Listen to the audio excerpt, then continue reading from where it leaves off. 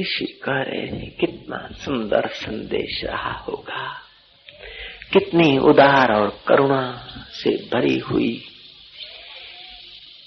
ये वाणी प्रकट हुई होगी। ये श्लोक किसी पामर व्यक्ति का बना हुआ नहीं होगा, ये किसी अहंकारी के वचन न होंगे, ये तो होंगे पूरे सतशिष्य के वचन। पूरा सतशिष्य ही सतगुरु अमृत पी सकता है। ये शेरनी का दूध सुवर्ण के पात्र में ही रह सकता है, छोटे मोटे पात्र में से चीर करके वो चला जाता है। ये गुरु के ज्ञान अमृत वचन अभागे को शोभा नहीं देते। हे राम जी, जैसे खीर, पवित्र खीर सुवर्ण के बर्तन में शोभा पाती है, श्वान के चर्म में पवित्र खीर भी गंदी कही जाती, ऐसे ही मतलबी और स्वार्थी शिष्यों के आगे ब्रह्म ज्ञान भी शोभा नहीं पाता। लेकिन अहंकार रहित, इच्छा और वासना रहित प्रेम पात्र शिष्यों के हृदय में ये गुरु के वचन शोभा देते हैं। पवित्र शिष्यों के दिल में ये वचन उगते हैं। उगे हुए वचनों को जब सींच जाता है तो उसमें मोक्ष रूपी वृक्ष लगता है। मोक्ष रूपी वृक्ष के अनंत अनंत फल होते हैं। वो स्वयं भी फल खाता है, औरों के लिए भी बांटता ही जाता है।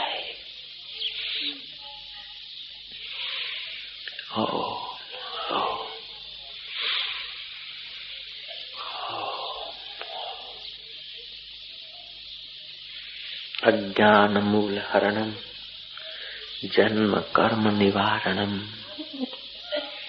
ज्ञान वैराग्य सिद्ध्यार्थम गुरु पादकम पिबेत सदा। नहीं मैं नहीं तू नहीं अन्य रहा, गुरु शाश्वत आप अनन्य रहा। गुरु सेवत ते नर धन्य यहाँ, इनको नहीं दुख यहाँ न वहाँ। गुरु के उपदेश का जो सेवन करते हैं, गुरु के कृपा कटाक्ष को जो दिल की प्यालियों से पीते हैं, उनको यहाँ भी दुख स्पर्श नहीं करता और वहाँ भी दुख स्पर्श नहीं करता। वे यहाँ भी सुख की घड़ियां जी लेते हैं। उन सौभाग्यशाली शिष्यों को सुख में से भी दुख में से सुख बनाना आता है और सुख में से सुविधा बनाना आती है, सुविधा में से सत्य के दीदार पाने आते हैं। ऐसे सत्य शिष्य बोलते हैं कि कदम रख लिया तो क्या रुकना, भगवान के रास्ते चल दिया तो मुड़कर क्या आना। तूफान और आंधी हमको न रोक पाए, ये और मुसाफिर थे जो पथ से लौट आए। तूफान और आंधी हमको न रोक पाए, ये और थे मुसाफिर जो पथ से लौट आए।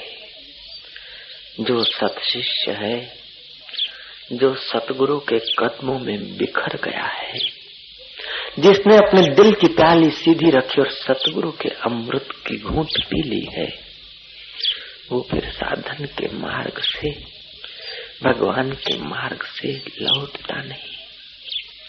संसारी तूफानों से वो डरता नहीं। ऐसा कौन सा साधक है जिसने तूफानों का मुकाबला न किया हो? ऐसा कौन सा पृथ्वी पर महापुरुष हुआ है जिसको लोगों ने कुचलने का प्रयास न किया हो? और ऐसा कौन सा महापुरुष है जिसने लोगों की बातों को कुचल कर कदमों के नीचे रखकर परमात्मा प्राप्ति की यात्रा न कर दिखाई हो? वे ही पहुंचे हैं जो रुके नहीं, जो अनुकूलता में फंसे नहीं और प्रतिकूलता से डरे नहीं। वे ही तो पहुंचे हैं। सगवड़िए भगत तो रह गए, थोड़े से उलझन में उलझ गए, लेकिन सतपात्र साधक तो मंजिल तय करके ही रुकता है कि सब इरादे जीने के काम आए। संकल्प ही कर लिया तो संकल्प ही बन गए हम। मरने के सब इरादे जीने के काम आए।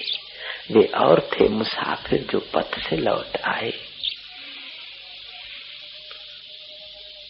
और कोई मुसाफिर होते हैं वो पथ से लौटते रहते हैं। सद्गुरुओं के रास्ते चला और पथ से लौटा तो सतशिष्य किस बात का। लौट भी गया तो हजारों यज्ञ करने से जो स्वर्ग मिलना कठिन है वो योग भ्रष्ट को तो चरणों में आकर पड़ता है। शास्त्र कहते हैं कि 1000 अश्वमेघ यज्ञ, 1000 वाजपेयी यज्ञ यदि सफल हो जाए तो इंद्र पद मिलता है। योग की एक आने की बराबरी वो इंद्र पद नहीं कर सकता है। भृगु ऋषि की सेवा में रहने वाला शुक्र रास्ते से भटक गया, अप्सरा के पीछे चला गया, योग भ्रष्ट हो गया। इंद्र ने उसको पाया, इंद्र सिंहासन छोड़कर उस शुक्र की पूजा करने लगा। आज हमारा स्वर्ग पवित्र हुआ कि तुम भृगु के सेवक, भृगु के शिष्य और पुत्र हमारे स्वर्ग में आए हो। हालांकि वो गए थे तो विश्वास ने अप्सरा के मोह में गए थे, रास्ते से भटक गए थे, फिर भी की हुई साधना व्यर्थ नहीं गई। इंद्र ने बहुमान किया, सिंहासन पर बिठाया, अर्घ्य और पाद से पूजा की। ब्रह्म विद्या की इतनी महिमा है। 3-4 दिन में तुमने जो कमाया है वो शायद तुम्हारे बाप दादों ने भी नहीं कमाया होगा और तुमने पूरे जीवन में भी नहीं कमाया होगा, उतना तुमने अभी 3 दिनों में कमाया है।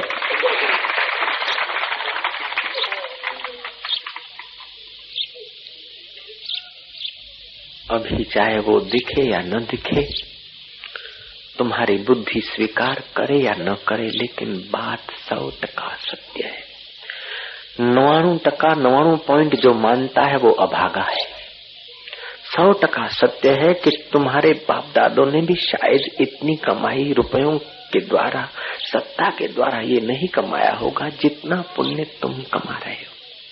जितना 3 दिनों में तुमको मिला है उतना शायद तुमको 3 पीढ़ी वाले भी न दे सकेंगे। 3 पीढ़ी तो क्या 33 पीढ़ी वाले भी न दे सकेंगे जितना बुद्ध पुरुषों के सत्संग से तुमको मिलता है।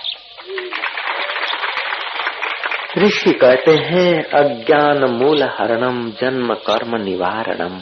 अज्ञान के मूल को हरण करने वाले, जन्म के कर्मों को निवारण करने वाले, ज्ञान वैराग्य सिद्ध्यार्थम, ज्ञान और वैराग्य को सिद्ध करने वाले, ज्ञान और वैराग्य को फूंकने वाले, तुम्हारे हृदय को भर देने वाले, ज्ञान के अमृत से, वैराग्य के तूफान से। एक महिला शादी करके केवल 6 महीने बिता रही थी, 6ठा महीना चल रहा था, उसका पतिदेव मर गया। वो महिला पागल सी हो गई। साधक इस चिंता से मुक्त होकर परमात्मा के ज्ञान में यदि लग जाए तो अनपढ़ भी रह जाए तो पढ़े हुओं को पढ़ा सकता है। निर्धन होते हुए धनवानों को धन का दान कर सकता है। अनजान होते हुए भी जानकारों को नई जानकारी दे सकता है। उसके पास तो सारे ज्ञान का खजाना प्रकट होने लगता है। बिना पढ़े वो सब मंत्र उसके हृदय से निकलने लगते हैं। बिना देखी हुई चीजें उनके द्वारा प्रसिद्ध होने लगती है। डॉक्टरी विज्ञान, साइंस का विज्ञान, वकील और जजों का विज्ञान एकदम छोटा रह जाता है। वकील, डॉक्टर और साइंटिस्ट की साइंस बहुत छोटी रह जाती है। जब गुरु के भक्त का द्वार खुलता है तो उसके आगे सारा जहां छोटा हो जाता है, उकबा भी छोटा हो जाता है, फिरस्ते भी छोटे हो जाते हैं।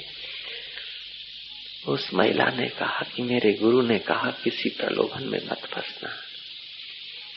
इंद्र कहता है कि देख सुन, गुरु की बात, गुरु के पास तुझे मौका मिला है, जरा सैर करके देख।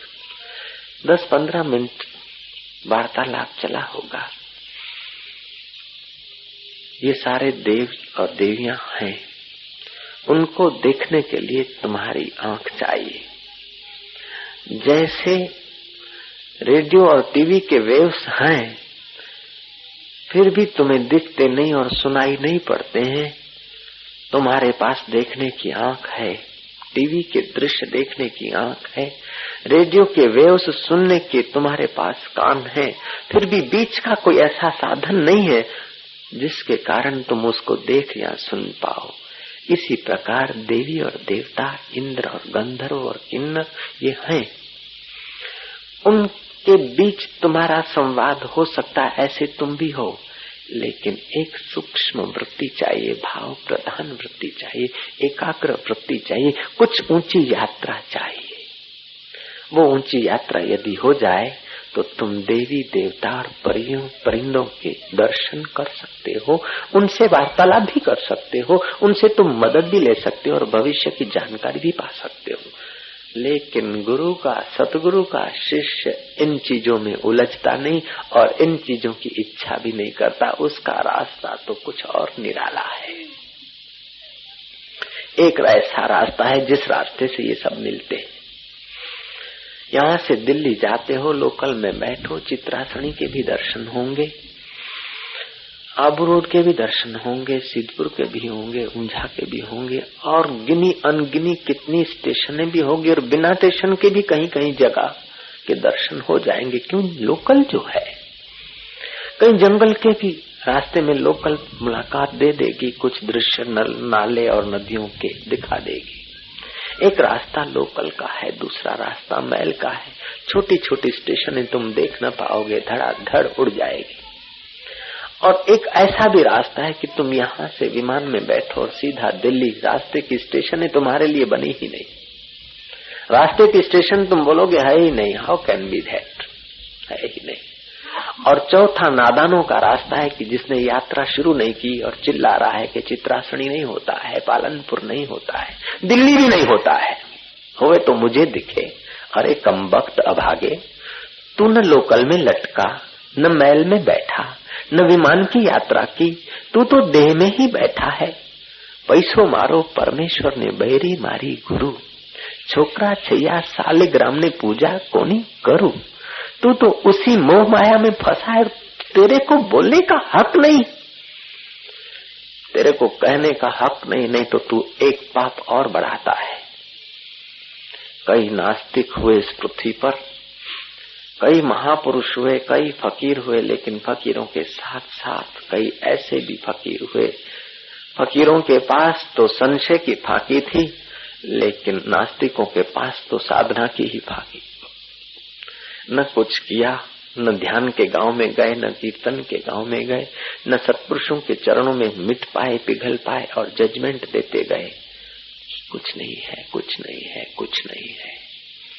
ऐसे लोगों को महापुरुष चैलेंज देते हैं, अनुभवी पुरुष चैलेंज देते हैं ऐसे नास्तिकों को कि जो तुम बोलते हो कुछ नहीं है, वो कुछ नहीं है कहने वाला कौन है वो तो बता। तू कुछ नहीं कह रहा है, किसकी सत्ता से कह रहा है रे? कुछ नहीं है का प्रूफ तेरे पास क्या है? वो कहेगा कि मुझे दिखता नहीं है, इसलिए मैं कहता हूं कुछ नहीं है। मैं आंखों से देखूं तब मानूं, कि वो चीजें आंखों से नहीं दिखती। बोले मैं कान से सुनूं उनकी आवाज तब मानूं। फकीर कहता है कानों से वो आवाज सुनाई नहीं पड़ती। बोलता है तो जीभ से चखा दो उस देवी देवता का स्वाद भगवान का। फकीर कहता है वो लड्डू पूड़ी पेड़ा नहीं है कि जीभ से चखा जाए। वो कहता है कि जरा बता दो, मैं जरा टच करके देख लूं। फकीर कहता है वो बखमल या गादी तकिया नहीं कि तू स्पर्श करके देख लेगा। वो बोलता है जरा उनकी खुशबू बता दो तो मैं सूंघ लूंगा, उनकी सुगंध कैसी होती है। फकीर कहता है वो देखने के आंखों से दिखते नहीं, कानों से सुने नहीं जाते, नाक से सूंघे नहीं जाते हैं, वो तात्विक अनुभव जीवा से चखे भी नहीं जाते हैं और हाथ से स्पर्श भी नहीं किए जाते, फिर भी है। नास्तिक बोलता है जब लग न देखूं नैन तब लग न मानूं तोरे बैन। मैं जब तक देखूंगा नहीं तब लग मानूंगा नहीं। फकीर कहता है कि ऐसे दिखाऊं तेरे बाप का नौकर नहीं हूं। तू मेरे अल्लाह को देखने के लिए तेरे पास नम्रता नहीं है, सरलता नहीं है, टाइम नहीं है, तो मेरे पास भी अल्लाह की मस्ती छोड़कर तेरे जैसे भूत के पीछे लगने का टाइम नहीं। વાર વાર જન્મો અને મરો, સંસારના તુફાનમાં પડો અને તરો અને ડૂબો, જેમ કરતા હોય એમ કરો, કૂટાઓ, પંચદશિકારે કહ્યું છે। હે મૂઢ મનુષ્યો, અગર તમે બુદ્ધ પુરુષોની વાત નહીં માનો તો સુખેથી મરો અને જન્મો, સંસાર વાટિકામાં ભટકો। તેથી જ્ઞાનીઓનું શું બગડવાનું છે? તમારું સર્વનાશ થઈ રહ્યું છે। આવો મનુષ્ય જન્મ, આવી સમજ, આવી બુદ્ધિ, અને તમે પથ્થર પારખવામાં વેડફી રહ્યા છો। वशिष्ठ कहते हैं कि रामचंद्र जी, उन संसारी लोगों को देखकर मुझे बड़ा दुख होता है कि नाहक अपने दिन व्यतीत कर रहे हैं, अपना समय गंवा रहे हैं नश्वर चीजों के पीछे, नश्वर भोगों के पीछे, नश्वर देह के पीछे। वो अभागे लोग कितना सजगता से समय गंवाते हैं। जो सब नाश हो जाएगा उसके लिए तो पूरा समय गंवा रहे हैं, और जो कभी नाश नहीं होता उस आत्मदेव के लिए उनके पास समय ही नहीं है। कितने अभागे लोग रहे। ए राम जी, ऐसे मूढ़ों को मेरा धिक्कार है। विद्या तो जानते हैं लेकिन आत्मविद्या से वंचित हैं। नृत्य तो जानते हैं वे गंधर्व, लेकिन आत्ममस्ती में नाचने से वो वंचित है। उन देवताओं को भी मेरा धिक्कार है जो स्वर्ग का अमृत पीकर अपने पुण्य नाश कर रहे हैं। संतों का अमृत पीकर यदि पाप नाश करते तो क्या घाटा था उनको। नास्तिक कहता फकीर को, जब तक मैं आंखों से देखूंगा नहीं, 5 ही तो इंद्रियां हैं तुम्हारे पास, शब्द, स्पर्श, रूप, रस और गंध। इस 5 इंद्रियों के सिवाय तुम्हारे पास देखने का और कोई साधन भी तो नहीं। हो सकता है कि 6ठी इंद्रिय हो तो जगत की कोई 6ठी चीज का भी तुम्हें स्वाद आ जाए। नाक खराब है तो सुगंध आपके लिए नहीं है। जन्म से आंख नहीं है तो रूप आपके लिए गायब हो गया। जन्म से श्रोत्र इंद्रिय खराब है तो शब्द आपके लिए गायब है। स्पर्श इंद्रिय काम नहीं देती है। कुछ ऐसे भी जीव हैं जिनकी 4 इंद्रियां हैं। उन लोगों को रूप नहीं दिख सकता, उन लोगों को रस नहीं आता, उन लोगों को शब्द नहीं। कोई ऐसे भी हैं जिनको 3 इंद्रियां हैं, उनके लिए जगत 3 हिस्से में, तुम्हारे लिए जगत 5 हिस्से में। योगी जब 6ठी इंद्रिय जागृत कर लेता है तो उसके लिए जगत 6 हिस्से में, और उससे भी कोई अपनी वृत्ति ब्रह्माकार कर देता है तो उसके लिए जगत अनंत अनंत हिस्सों में होते हुए भी अनंत सब एक से निकलते हैं। वो एक ही एक देखता है, एक ही एक को सुनता है, एक ही एक से बोलता है, एक ही एक से लेता है। ऐसा कोई फकीर मिल जाए और नास्तिक पहुंच जाए तो भी फकीर उसको आस्तिक बनाने की कुंजियां रखते हैं, यदि उनको रहमत आ जाए। फकीर ने कहा कि ऐ मरने वाले, भगवान की आस्था पर तुझे विश्वास नहीं, फकीरों की बात पर तुझे विश्वास नहीं, तो तेरी बात पर हमको भी विश्वास नहीं। बोले महाराज मेरी बात तो सुनो। बोले हम तेरी बात सुनने को मेरे पास टाइम नहीं, मैं तो शिष्यों की बात सुनता हूँ। जो मेरे आगे सिर झुकाता है उसकी बात सुनता हूँ। सिर तो झुकाया नहीं, ठूंठ होकर आ गया, कोई प्रणाम भी किया नहीं और बड़ी बातें बनाने को आ गया। नास्तिक ने कहा महाराज यदि प्रणाम करने से तुम कुछ दिखा सकते हो, यदि प्रणाम करने से भगवान से मिला सकते हो, प्रणाम करने से कुछ मुझे चमत्कार हो सकता है तो मैं लो दंडवत करता हूँ। उसने किया दंडवत, और फकीर भी कोई युवक रहा होगा, कस के जोर से एक फेंट लगा दी। फेंट लगाती हो कि बाप रे मर गया साईं, ये क्या कर दिया। फकीर ने कहा क्या हुआ क्या हुआ। बोले बहुत दर्द होता है। फकीर ने कहा देखूं जरा। बोले बाबा जी आंखों से दिखता नहीं। फकीर ने कहा जरा चख लूं। बोले बाबा जी तुम अजीब आदमी हो, जीभ से चखा न जाएगा। फकीर ने कहा अच्छा मैं कान लगाकर सुन लूं दर्द कितनी जोरों का है। वो बच्चा कहता है कि महाराज आप साधु, आपको इतना आइडिया नहीं,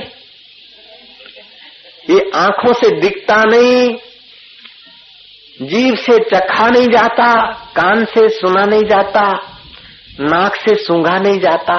बाबा ने कहा तो अच्छा मैं जरा दबा के देखूं कितना दर्द है। बोले बाबा जी घायल की गति घायल जाने, तुमको क्या पता, बाबा क्या पहचाने। तब बाबा कहता है कि बाबा की गति बाबा जाने, अहंकारी क्या पहचाने। बाबा की गति तो बाबा के साधक जानते होंगे थोड़ी थोड़ी, परमात्मा जानता होगा। जिसके चश्मे अपने ढंग के हैं वो बाबाओं को भी माप लेगा। क्या ठीक छे भाई, हाँ हम छे, બધું ठीक छे, लेक्चर हारू હતું। लेकिन बाबा कभी लेक्चर नहीं करते, बाबा कभी लेक्चर नहीं करते।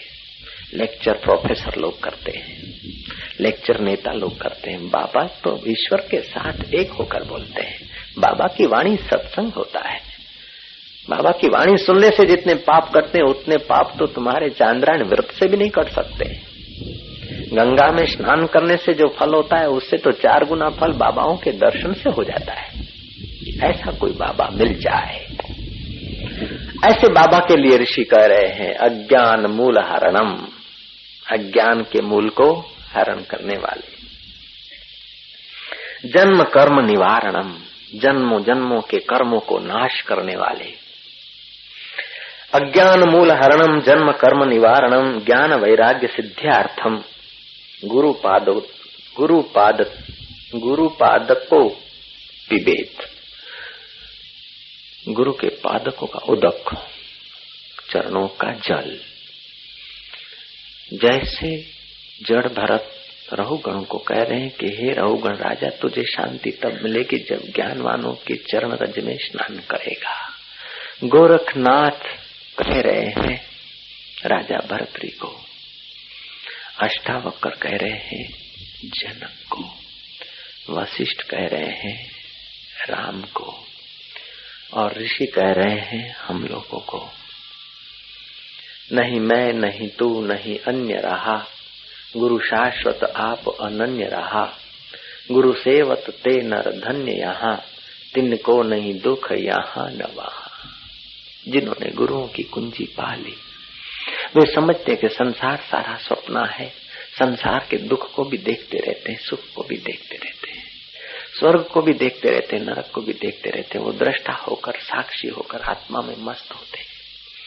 फिर मैं और तू की कल्पना वहां जोर नहीं मारती है। अहंता और ममता वहां परेशानी पैदा नहीं करते। वो जीते हैं, वो बाजार से गुजरते हैं लेकिन खरीदार नहीं होते हैं। सुख दुख की बाजार से निकल तो जाते हैं लेकिन वो कोई और मस्ती में होते हैं। ज्ञानी भी तुम्हें बाजार में मिल सकता है, ज्ञानी भी तुम्हें युद्ध में मिल सकता है, ज्ञानी भी तुम्हें राज्य में मिल सकता है, ज्ञानी तुम्हें घर में मिल सकता है लेकिन वो घर में नहीं है। राज्य में मिल सकता है, वो राज्य में नहीं है। तुम्हारी सभा के बीच मिल सकता है लेकिन केवल सभा में नहीं, वो तो अनंत अनंत ब्रह्मांडों में फैला हुआ चैतन्य है। ज्ञानी की गरिमा, ज्ञानी की चेतना का बयान नानक देव क्या, लेकिन वेद भी नहीं कर सकते। नेति नेति नेति नेति नेति, पृथ्वी जल तेज, ये 3 भूत जितनी व्यापकता नहीं, आकाश और वायु जितनी व्यापकता के नहीं, उससे भी परे, उससे भी परे जो चैतन्य है वही तो ज्ञानी का अपना आपा होता है। हे राम जी, ज्ञानवान होता है तब सुख से जीता है, सुख से देता है, सुख से देता है, सुख से खाता है, सुख से पीता है, सब चेष्टा करता हुआ दिखता है लेकिन हृदय से कुछ नहीं करता।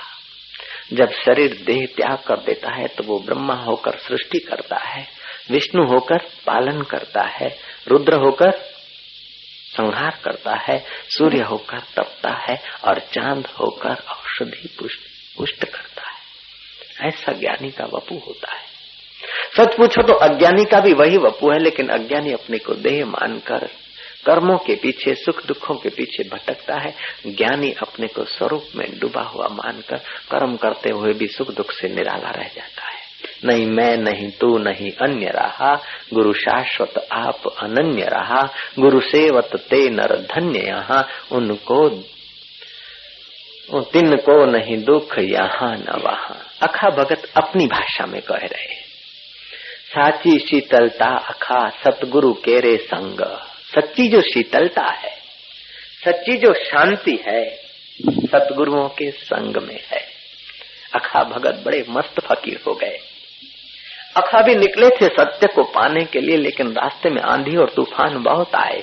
अखा उसमें रुके नहीं। अखा कई मठ मंदिरों में गए, अखा कई संत महंत मंडलेश्वरों के पास गए।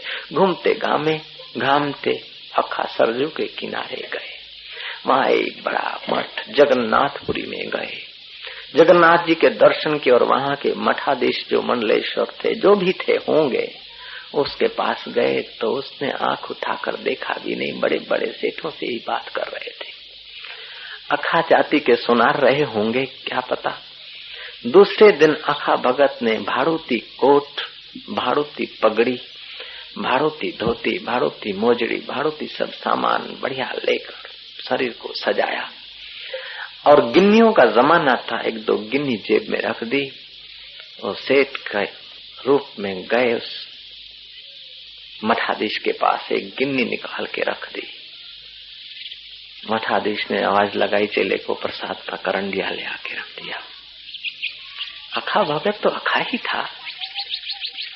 अखा ने क्या करा, वो पुराने कपड़े तो अंदर थे, नए जो भाड़ूती थे वो उतारे उसने और कोट को कहता कि खा खा खा, पगड़ी को कहता खा ले खा खा, हाथ में छड़ी थी, उसको छड़ी को दोबारा है उस लड्डू में, ले खा खा खा। वो मठाधीश कहता कि क्या कर रहे हो सेठ जी, क्या है? बोले महाराज मैं ठीक कर रहा हूँ, जिसको तुमने दिया उसको खिला रहा हूँ। कहता कि तुम पागल तो नहीं हुए? बोले पागल तो मैं हुआ हूँ, लेकिन परमात्मा के लिए, रुपयों के लिए नहीं, मठ मंदिरों के लिए नहीं, सेठों को चेताने के लिए मैं पागल नहीं हुआ हूँ। मैं पागल हुआ हूँ तो मेरे प्यारे के लिए हुआ। मेरे को कईयों ने कहा कि इतनी जायदाद है, इतनी बड़ी बड़ी फार्म है, बड़े आश्रम है, तुम्हारे नाम कर देते हैं, हमारे शिष्य हो जाओ। मैंने कहा महाराज माफ कर दो जरा, हम अपने घर के ईंट चूना न संभाल सके, अपने लाखों रुपए ठुकरा के आए, फिर दान की चीजें कब तक सिर पर उठाए फिरेंगे बाबा। घूमते घामते रखड़ते रखड़ते कई बार टकराते हुए घर लौट आए, फिर गए। जब लीलाशाह बापू मिल गए तब बिक गए उनके चरणों में। ऐसे पुरुष होते हैं अज्ञान को हरण करने वाले, बाकी के लोग तो अज्ञान को बढ़ाने वाले होते हैं। अखा कह रहे हैं साची शीतलता अखा सदगुरु केरे संग, और गुरु संसार के पोषत है भव रंग। और लोग जो संसार के हैं वो तो भव का रंग देते हैं और भी संसारी रंग में हमें गहरा डालते हैं। वैसे ही हम अंधे थे और कूप में डालते हैं, तुम ये कर दो तुम्हें ये मिलेगा, आटलू करो न आटलो आटलो आटलो करो, आटला यज्ञ करो न તમને સ્વર્ગ મળશે, આટલું કરશો તમને यश મળશે, આટલું કરશો તમારું ઓમ થશે, તમારા કુળમાં ઓમ થશે। पहले से ही हम अंधे, पहले से ही बंदर, फिर उसको पिला दो दारू, और दारू पिए हुए बंदर को फिर बिच्छी करा दो, हो गया काम, फिर तो नाचता ही रहेगा। ऐसे ही तुम्हारा चंचल मन, चंचलम ही मना कृष्णा प्रमाथि बलवद दृढ़म तस्याहम निग्रहम मने वायुरि दुष्करम। वायु को रोक लेना तो सरल है, लेकिन मन को रोकना कठिन। ऐसे वासना संयुक्त मन को फिर गुरु संसार के रंग वाले यदि मिल जाते हैं, भीतर का रंग जिनके पास नहीं है, वे कहेंगे कि इस प्रकार का टीला किया करो, इस प्रकार का टपका किया करो, तुम इस धर्म में माना करो, तुम इस संप्रदाय में माना करो, तुम्हारी ये जाति है, तुम्हारा ये मजहब है, तुम्हारा ये संप्रदाय है।